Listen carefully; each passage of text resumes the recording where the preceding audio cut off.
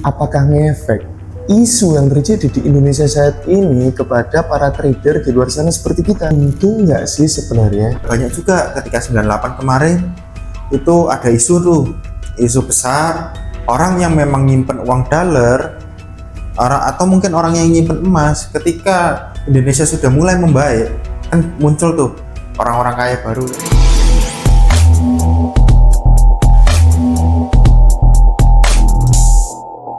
Selamat datang semuanya di Trader Senduri. Kembali lagi bersama gua Rangga Aksana Dan aku Novel. Dimana kali ini bro Ray, kita akan ngebahas sesuatu yang sangat sensitif sebenarnya di Indonesia kali ini.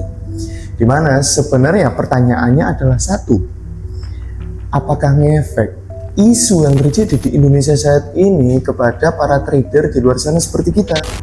Tapi gua akan ngebahas jadi 3 pertanyaan. Yang pertama, emang ada efeknya? Yang kedua, seberapa besar efeknya? Lalu yang ketiga, untung nggak sih sebenarnya? Sebenarnya di pembahasan kali ini kita nggak merasa lagi untung atau lagi rugi ya, tapi sedang ngebahas aja. Baiknya ketika ada di posisi yang seperti ini kan benar-benar darurat banget sih bro di Indonesia ini. Kita harus gimana? Harapannya dengan konten yang seperti ini, kita trader di luar sana, terutama orang-orang yang lagi awam, bisa lebih bijak. Jadi kita langsung aja masuk ke pertanyaan yang pertama. Emang ada efeknya? Untuk efeknya ini sebagai seorang trader ya. Nah, tradernya ini aku khususkan ke bidang financial market. Kenapa? Karena kalau mungkin trader retail atau trader konvensional itu kita nggak mendalami di sana ya. Kalau di financial market ini tergantung di market apa. Kalau di saham aku bisa bilang ada, terutama saham Indonesia ya. Kalau di forex itu bisa aku bilang sangat kecil pengaruhnya, kayak gitu sih. Oh, ini mungkin berdampak dengan perusahaannya. Kalau misalkan di saham, kalau di forex ini kan tentang mata uang negara, sedangkan mata uang negara Indonesia ini nggak dipakai kebanyakan nggak pakai mata uang bangsa Indonesia, kebanyakan pakai mata uang negara yang sudah besar. Benar ya, kayak US, Jepang, mau itu sterling juga, macam-macam kan. Pokok negara-negara besar itu yang kita transaksikan di forex. Jadi market untuk Indonesia sendiri itu sangat kecil di dunia forex. Lalu pertanyaan kedua, seberapa besar? Mungkin kita jelasin dulu yang di saham kali ya, lalu ke forex. Kalau di saham itu terkhusus ke saham Indonesia, aku bisa bilang pengaruhnya itu cukup besar. Kenapa? Karena saham ini kan perusahaan, yang mana perusahaan ini kan juga bergerak ketika memang karyawannya bisa berjalan dengan baik. Ketika kalau misal dia jualan barang, distribusi produknya bisa baik, kemudian sistematika dari suatu negara itu juga baik gitu kan. Nah kalau sekarang kita melihat dari isu yang ada, itu kan yang pasti kepercayaan masyarakat terhadap sustainable dari perusahaan ini bisa dibilang turun kan. Ya memang tidak turun selamanya, tapi di kondisi seperti ini turun, yang membuat dari nilai harga saham itu bisa aja turun kayak gitu. Jadi bisa berdampak secara langsung. Gitu. Sedangkan kalau di forex itu balik lagi, dia jarang broker-broker yang menyediakan pair untuk IDR USD itu kan jarang kayak gitu. Jadi mungkin kayak GBP USD, Euro USD, USD JPY kayak gitu, itu kan yang mana negara-negara besar kan.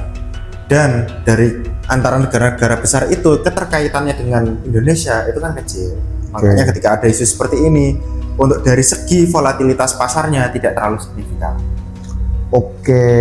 Jadi berarti bisa diartikan kalau misalkan di saham ini para pemilik uang yang besar waktunya nyerok ya. Nah bisa dibilang kayak gitu, karena ya sorry to say juga, misal nih untuk ngomongin saham, waktu COVID kemarin, COVID kan saham hancur-hancuran kan.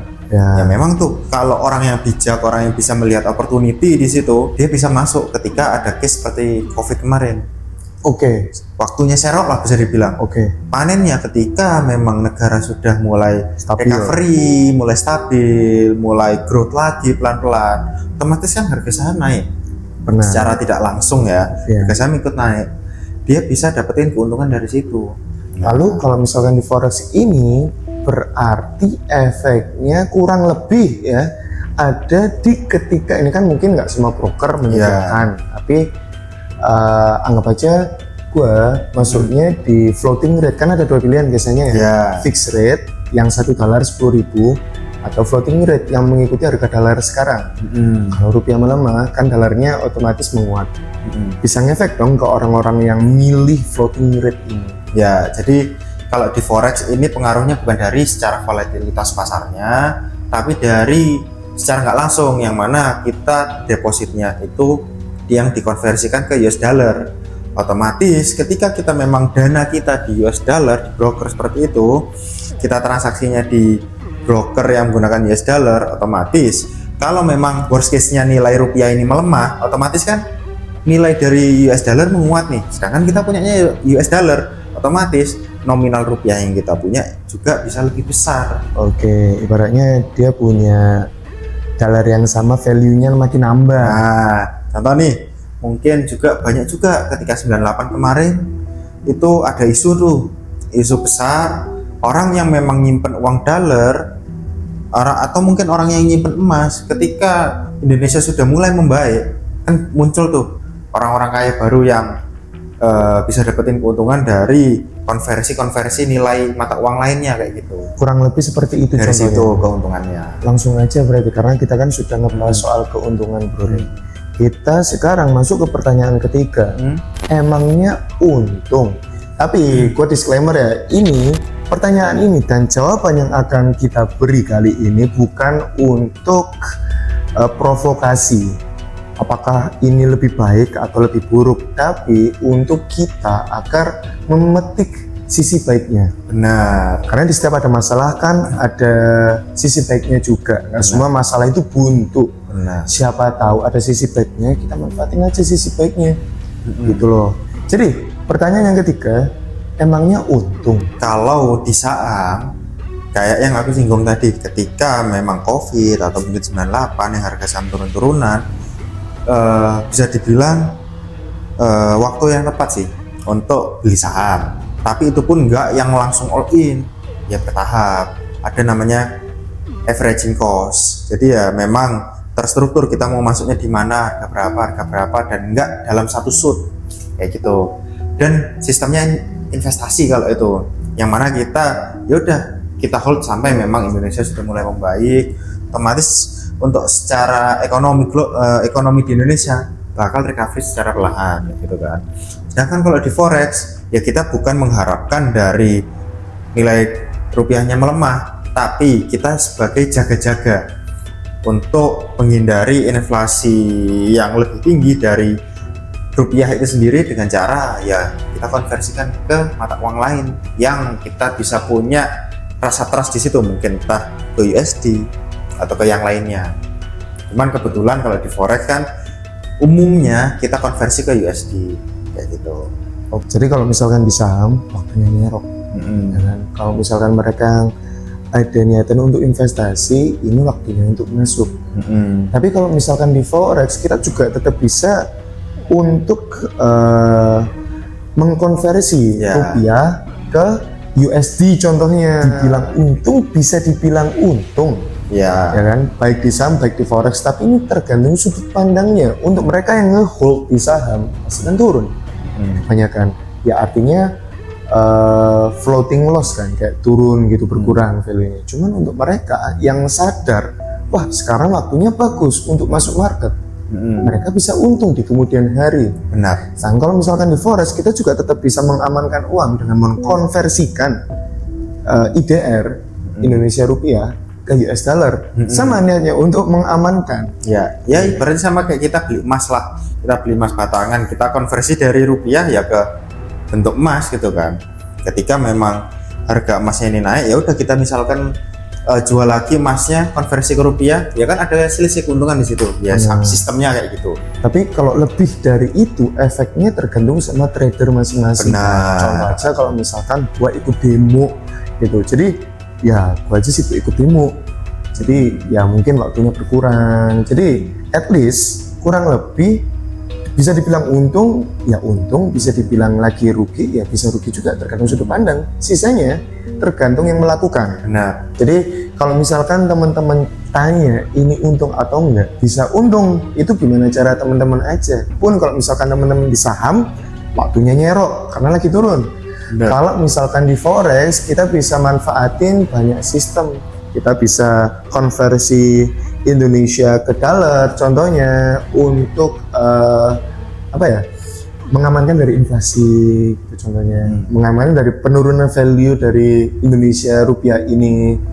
Dan ya kalau misalkan teman-teman pakai yang floating rate, teman-teman juga bisa jadi lebih dapat banyak value-nya. Tapi ingat teman-teman, untuk di keadaan yang saat ini sangat penting sekali untuk kita semua agar saling menjaga diri. Benar ya? Benar. Karena seuntung-untungnya kalau kita sendiri ini jahil, jadi oknum, ikut campur dalam pembakaran dan lain sebagainya, itu juga akhir-akhirnya bakal rugi gitu loh. Ya. Nggak hanya ngerugiin negara, kita sendiri pun kena rugi kalau kita kena gitu ya. Jadi ya udah, bijak-bijaklah dalam isu yang seperti ini. Kalau nggak bisa ngebantu, ya sudah, seenggaknya pasif aja, netral aja. Nah. Kalau mau ngebantu juga jangan sampai merugikan rakyat lainnya. Untuk teman-teman yang mau update terkini secara langsung, bisa masuk ke Discord yang sudah kami sediakan. Di dalamnya ada banyak sekali trader ya, bermacam-macam trader bro. Ada yang trader saham, ada yang trader forex, scalper, itu banyak sekali di sana, banyak macamnya. Jadi kita bisa belajar secara langsung di komunitas yang tepat. Gak hanya itu, kamu juga bisa langsung bertanya dan berinteraksi dengan kami, Bro Ray, gue sendiri secara langsung di dalam Discord. Jadi langsung aja untuk cek link Discord yang ada di deskripsi agar kita bisa belajar bareng mulai sekarang juga. Oke. Kira-kira seperti itu untuk video kali ini. Gua Rangga Aksana Dan aku Novel Rehan. Let's grow together and see you at the next time.